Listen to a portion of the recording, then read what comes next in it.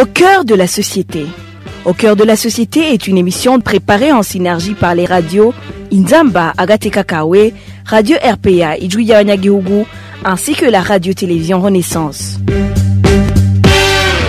La Ligue ITK dresse un bilan de plus de 150 personnes assassinées au cours des 3 derniers mois au Burundi. La radio publique africaine, elle parle de plus de 60 cas d'assassinats sur la même période. Pourquoi cette persistance d'assassinats dans le pays? Y a-t-il une solution? C'est le sujet du mini-magazine au cœur de la société. Au micro, c'est Eloge Divin, les Méchas.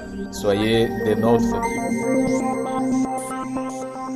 Au moins 153 personnes ont été tuées au Burundi durant les mois de janvier, février et mars, selon la Ligue ITK.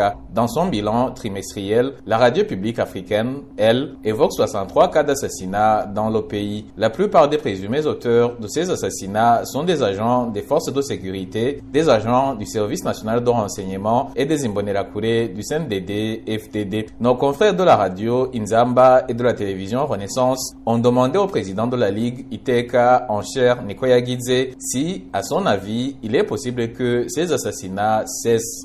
Les assassinats persistent parce que, à voir ce qui dirige pour le moment, avant ils étaient des exécutants, mais ils sont devenus des commanditaires, ce qui veut dire que les nouveaux exécutants sont protégés. Ils sont protégés par ces chefs qui étaient auparavant exécutants comme eux.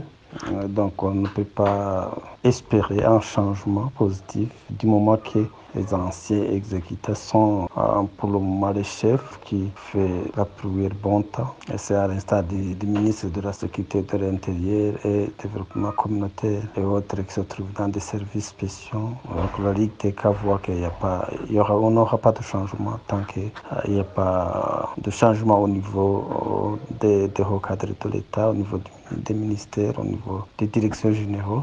En chair, Nikoya Gidze demande au président de la République de s'impliquer. Si le président de la République ne s'implique pas, c'est pas le ministre qui était sous sanction pour avoir commis des crimes contre l'humanité qui va changer les choses. La criminalité se généralise partout parce qu'il y a cette impunité qui règne là où il n'y a pas de justice. On doit faire face à ça. La seule solution que la Ligue TK trouve, c'est de faire face à l'impunité. C'est de punir les coupables, c'est présumés auteurs. Mais si ça continue ainsi, on aura toujours une augmentation des personnes assassinées, des personnes arrêtées ou torturées. Dans tout le pays, plus de 530 personnes ont été assassinées au cours de l'année 2021, selon la PRODH.